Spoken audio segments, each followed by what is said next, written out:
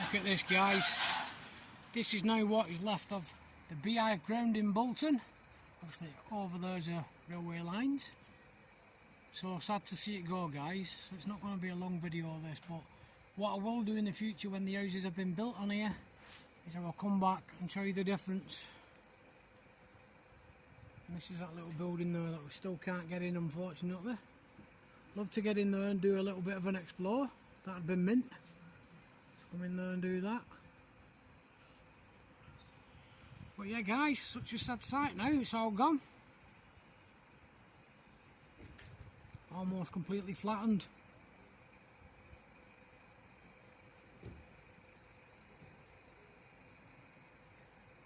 Very hard to wonder what the houses are going to look like on here now.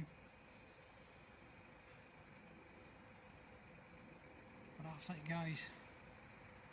That is it. I won't be coming back here now until there's houses on it to show you what it's like. Until the next video, guys, peace out, take care, look after yourselves.